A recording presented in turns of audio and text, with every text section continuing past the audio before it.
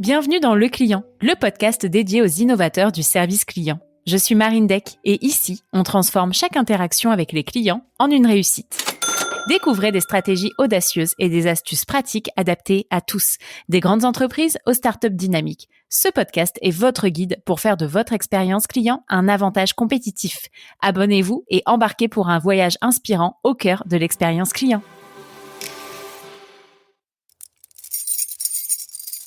Ces clés, ce sont celles de votre satisfaction client. Bienvenue dans la boîte à outils du client, votre accélérateur de croissance centré client. Un simple tour de clé vous donne accès à des ressources précieuses, des checklists pour améliorer l'expérience de vos clients, une compilation des meilleures pratiques tirées de nos épisodes de podcast et une formation complète pour augmenter votre chiffre d'affaires grâce à votre meilleur atout, vos clients. La boîte à outils du client, c'est votre passe-partout pour atteindre un niveau supérieur dans la gestion de vos relations clients. Cliquez sur le lien dans la description et commencez votre transformation dès aujourd'hui.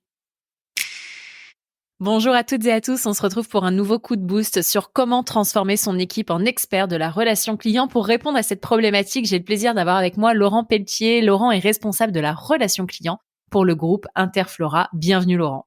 Merci Marine.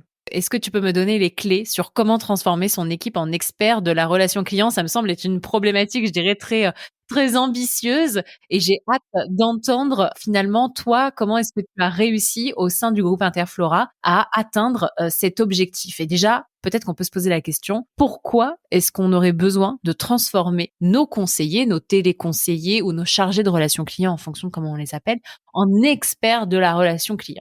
On va essayer de répondre à ces deux questions-là. Je pense que c'est ambitieux et tant mieux. Le premier point pour moi, c'est pourquoi. Je parle du titre. Nous, quand on a démarré ce court projet-là, il s'appelait Chargé d'opérations polyvalentes. Donc, je pense que tu as un peu compris, rien qu'avec le titre, l'anachronisme dans lequel on était.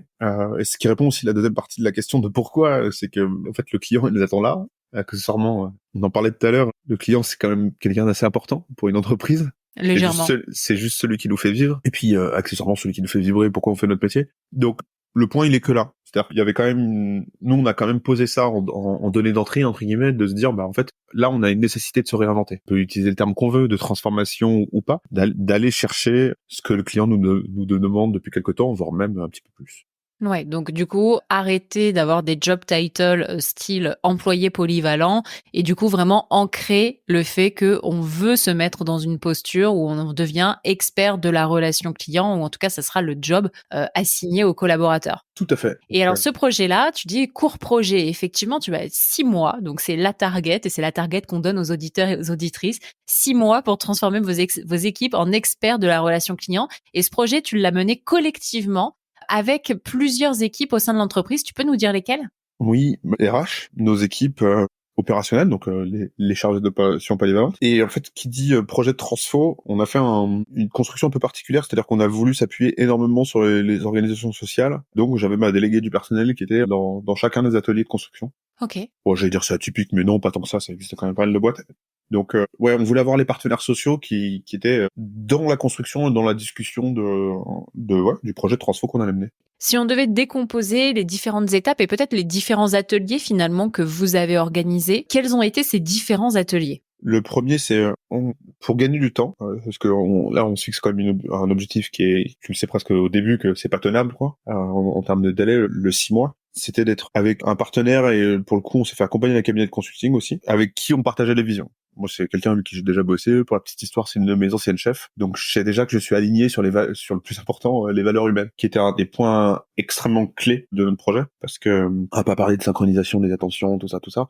Mais, l'idée, elle est quand même un peu autour de ça. C'est-à-dire qu'à un moment ou à un autre, si tu veux faire en sorte que tes chargés d'opérations polyvalentes, ils deviennent chargés de relations clients et qu'ils soient à l'aise avec ton client et qu'ils s'en prennent soin, il faut quand même que tu prennes un petit peu soin d'eux. Mmh. Donc, c'est ça qu'on a posé. Pour poser ça, il fallait avoir un diagnostic qui soit clair, qu'on a largement dressé au début sur les compétences et globalement ramener l'importance des soft skills au bon endroit. L'expertise, on la mettait pas au bon endroit, vraiment. On la mettait sur la technicité qui n'intéresse pas le client en fait. En vrai. Donc, très outil et très process. Ouais, très process. Tu définis les activités et les compétences qui vont être nécessaires finalement à l'atteinte de cet objectif et de ce changement en tout cas. Exactement, d'où les gros ateliers qu'on a eu avec la RH, etc. Parce que on voulait être bien en phase sur ce qu'on allait définir demain aussi, celle qu'on utilisait aujourd'hui, potentiellement les éventuels plans de formation qu'il allait avoir, et puis comment on faisait nous pour emmener les équipes là, parce que le but du jeu c'était aussi de se dire tout le monde n'a à date pas les compétences qu'on vise et dont le client a cruellement besoin. Est-ce que c'est pertinent? Est-ce que vous avez individuellement, on va dire, scoré ou en tout cas évalué les collaborateurs pour savoir où est-ce qu'ils en étaient et où est-ce qu'on les plaçait dans le plan de formation? Oui, on l'a scoré. Ça a donné des discussions extrêmement animées, bien entendu. On l'a scoré. Les équipes se sont scorées elles-mêmes. Okay. On a partagé l'alignement ou les écarts en direct. C'était un moment phare de management. Et tout ça, là, on doit arriver en 3-4 mois à le faire. Sur les timings et une taille d'entreprise qui sont propices à le faire aussi. Oui, quand même, pour rappel, 240 collaborateurs, donc 6 mois à proportionner en fonction de la taille de l'entreprise tout de même, effectivement. Donc, c'est un projet, nous, qu'on a fait sur l'intégralité des équipes chargées de relations clients et un petit peu dans d'autres services qui peuvent ressembler aux miens, entre guillemets. Mais on parle de un peu moins de 50 personnes là, qui étaient sous ma responsabilité à ce moment-là. Donc c'est ça qui nous permet aussi, avec une culture aussi qui est très agile dans la boîte. On aime bien les choses rapides. Étape numéro 2. Qu'est-ce que tu fais ensuite, une fois que tu as défini les activités et les compétences? On a partagé, exprimé nos motivations à le faire, les équipes aussi. On était centré sur un projet qui était quand même assez sexy. Là, l'objectif, c'était, on a fait quelque chose de très simple, en 3 niveaux, où globalement, quand vous arrivez, entre guillemets, au chargé de relations clients expert, vous allez passer du temps à contribuer à l'amélioration du service et même de l'entreprise, avec du temps dédié, concrètement, et où on s'y engageait. Le pari qu'on a fait, nous, c'était de se dire, c'est qu'à un moment ou un autre, on allait faire ça à coût quasiment constant pour l'entreprise, donc le temps qu'on allait investir sur l'organisation, on arrivera à trouver une rentabilité sur 1 an. Et spoiler, oui, ça a marché. Par contre, à un moment ou un autre, il a fallu s'engager, parce que tu te dis quand même que tu vas avoir 20% de tes équipes qui va plus produire. Donc, quand ton sujet, à l'époque, et ça l'était encore, l'accessibilité, l'équation semble pas bonne. Mais on voulait lancer ce cercle vertueux-là. Ok, donc du coup, c'est maintenir la production. Tu me mentionnais en préambule de l'épisode, garantir que même les postes de haut niveau conservent une part active dans la production. C'est ça, c'est-à-dire que concrètement, que je peux pas supporter, et spécialement quand on est dans nos pics d'activité, c'est que l'expert, le niveau 3, 5 dans certaines organisations, regarde les niveaux 1 ou 0 et leur dit « Ouh là là, dis donc, c'est pas l'air évident aujourd'hui. » Parce qu'en fait, c'est pas ce qu'attend le client. Donc ça, on se l'est rappelé, et là, on a beaucoup plus de recul sur le fonctionnement, mais c'est vraiment quelque chose qui marche bien, et par contre, qu'on appuie, qu'on redit régulièrement, tout le monde doit œuvrer à faire en sorte que le client ait une réponse rapide. Tout le monde est concerné et tout le monde est dans le même bateau et tout le monde s'aide et s'entraide. Exactement. Ça peut passer par moi à un moment ou à un autre où je vais avoir un dépassement de fonction et s'il faut faire des choses qui sont pas de mon périmètre. Donc et les managers le font et tout le monde le fait. Étape numéro 3. Là, concrètement, l'idée, ça a été de prendre un peu plus de recul. Après, on l'a lancé, on a regardé un peu comment on fonctionnait. Là, on est vraiment sur une phase d'amélioration continue, concrètement, où ça avance de manière plus claire. Si je reprends les clés de la transfo depuis le début, définir les activités, les compétences, maintenir la production, faire simple et clarté et transparence. Oui.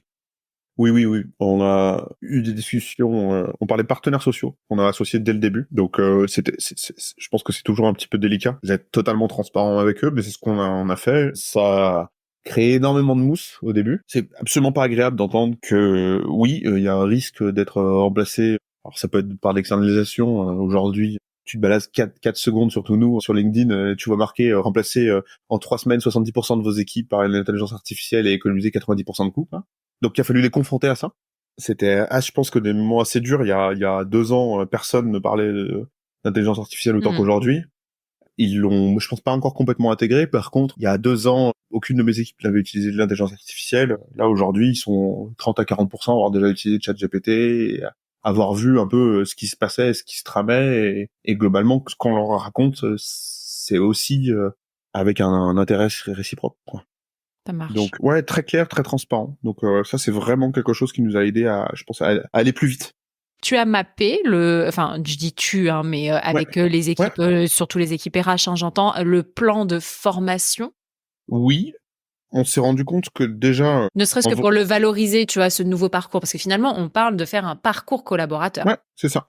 Et un parcours collaborateur, relation client, focus. Exactement. Donc, il y avait un impact, ne serait-ce que, on a commencé par le salaire, avec une revalorisation et, en fait, changer de niveau, c'est pas juste changer de niveau, c'est une promotion chez nous. Okay. Donc, il s'accompagne d'une hausse de salaire. Et évidemment, pour les compétences qui manquaient, on a associé un plan de formation qui passe énormément par la formation du management et donc, du coup, beaucoup de coaching. On a créé les moments de coaching. Je pense qu'on a dû multiplier par 3 ou 4 le temps de coaching en se disant c'est un vrai investissement qu'on va avoir. En plus de multiplier par 10, on se disait le temps de formation. Ouais, tout à fait. Après, ce qui est drôle, c'est que quand tu prends tout ça mis bout à bout, tu te dis mais attends, combien ça va lui coûter son dispositif? Mais en vrai, ils bossent plus, ils sont tout le temps en formation. Exactement. Donc et c'est surtout pas ce qu'on veut. En revanche, ça, on a su se l'autofinancer, et 2, c'est rentable en fait. Ça prend un peu de temps, mais c'est rentable. Ça prend un peu de temps, ça prend 1 an. Du coup, vous avez mis 1 an à rentabiliser, c'est ça? Ouais, c'est ça. Oui, mais sur une transformation de 3 ans, j'ai un tiers qui est passé par là. Effectivement, tout est relatif. J'ai pas 1200 collaborateurs aussi, c'est beaucoup plus simple. C'est vrai. Et qu'est-ce que tu fais du management dans cette histoire? Parce que là, on a parlé des équipes, des experts de la relation client. Le management, comment est-ce qu'on l'intègre dans cette transfo? Là, ça a été, je pense, le plus gros chantier, plus délicat. Je pense qu'on a transfiguré la façon de manager les équipes au sein de la relation client, mais en vrai, au sein d'Interflora au global. On parle beaucoup de droit à l'erreur. J'ai eu une discussion il n'y a pas très longtemps avec une de mes expressions favorites qui parlait de devoir d'erreur. Alors tout le monde me dit que c'est pas très positif, mais en fait, moi j'adore quand les gens se plantent. Ça veut dire qu'ils ont tenté de nouvelles choses. C'est juste génial. Ça veut aussi dire ils se sentent légitimes d'avoir le droit de se tromper, que c'est pas grave. Donc ça, je pense que c'est vraiment quelque chose qu'on a su insuffler avec les managers, et il nous reste encore pas mal de boulot, mais les moments de coaching dont je te parle, je les fais aussi avec mon équipe, moi en les animant directement ou en les alimentant avec d'autres sources de données. On fait de la vidéo, on fait plein de vidéos de petits trucs sympas, je les alimente en benchmark. Donc le sujet il se passe évidemment avec le management qui était dit entre guillemets de proximité, même si j'aime pas ce terme-là. Et je pense que c'est une des grandes parts de la réussite. Tu as des tips à nous donner sur, donc tu dis organiser des ateliers, faire des coachings. Quels sont les autres leviers, je dirais, assez opérationnels que tu peux nous partager? Pour moi, un des trucs les plus importants, c'est que les équipes croient dans le projet de transfo. Donc le discours lissé de on n'a pas d'échec, tout va bien, que des termes amélioratifs, très anglicisés, etc. Je pense que c'est un échec absolu, ce genre de choses. Nous, c'est aussi ça qui a permis, c'est d'avoir un langage très direct, bien entendu dans le respect de tout le monde, mais on assume nos erreurs nous aussi en fait. On leur montre que nous aussi on se trompe. Mmh. Ça leur plaît pas au début, mais au bout d'un moment, le concept qu'on pousse n'est pas qu'un concept en fait. Nous aussi on l'illustre. Donc ça, je trouve que c'est un des points vraiment clés. Tu peux me donner un exemple? J'en parle tout le temps, mais c'est l'exemplarité vraiment. C'est-à-dire que concrètement, je suis un grand fan de tester des choses, petit périmètre, donc petit risque aussi. Donc quand je lance des choses, 1, je les associe tout le temps, et 2, je fais le retour d'expérience. C'est-à-dire que voilà. Et quitte à élargir mes responsabilités, ça va être. Je suis très. On a réussi et je me suis trompé. Donc leur montrer que quoi qu'il se passe, je serai là aussi pour les protéger s'il y a besoin d'eux. Et un exemple concret, on en parlait tout à l'heure. Élu Service Client de l'année, on l'a gagné l'année d'avant on l'a pas gagné. J'ai dit que c'était ma responsabilité à 100%. Et fin, en fait. Donc, c'est pas forcément ce que pense mon DG, mais en tout cas, c'est à moi de prendre la responsabilité. Exactement. Donc, je trouve que c'est un des points qui est hyper important, surtout quand c'est facile, quand on va bien. Mm. Quand le bateau tangue, c'est plus intéressant, et c'est aussi là que vous gagnez votre crédibilité, quoi. Ouais, c'est clair. Je suis d'accord. On arrive du coup au récap, je dirais, de comment transformer son équipe en expert de la relation client. Si je dois reprendre les points clés. Déjà, c'est faire un projet co-construit, donc avec les équipes, les RH, potentiellement aussi les partenaires sociaux. Faire un diagnostic initial, notamment sur bien définir quelles sont les activités et les compétences dont on a besoin. Ça passe par l'évaluation individuelle des collaborateurs pour savoir où est-ce qu'ils en sont, et donc vers quel chemin on leur fait prendre, le chemin de transformation, de formation aussi. Ensuite, c'est maintenir la production, simplicité et intégration avec les ressources humaines, clarté et transparence, valoriser le nouveau parcours, pérenniser les actions avec notamment le management exemplaire, évidemment. Est-ce que ça reprend les points clés? Tout à fait. Et donc, avec ces étapes clés, on transforme nos équipes en experts de la relation client. De façon assez simplifiée, je dirais. Exactement. Avec beaucoup d'énergie. Plus une bonne dose d'énergie. C'est ça. Ok, top. Écoute, merci Laurent pour ces inputs, et ravi d'avoir fait ce coup de boost avec toi. Merci à toi, vraiment. Et voilà les amis, merci d'avoir écouté l'épisode. Si il vous a plu et que vous avez quelques secondes, je vous propose de partager ce que vous avez retenu de l'épisode sur vos réseaux sociaux, mais vous avez aussi la possibilité de nous noter 5 étoiles sur Apple Podcast. Le fait de mettre ces 5 étoiles et un commentaire, ça va booster l'algorithme. Et pour finir, je vous rappelle que si la boîte à outils du client existe, c'est parce que c'est le produit dérivé du podcast et c'est ce qui nous sert à financer la création du podcast, puisque vous l'avez probablement vu, le podcast n'est plus sponsorisé. Donc c'est la source de financement principale et c'est aussi bien évidemment un formidable outil à utiliser au quotidien. Je vous souhaite une très belle journée et je vous dis à très vite pour un nouvel épisode.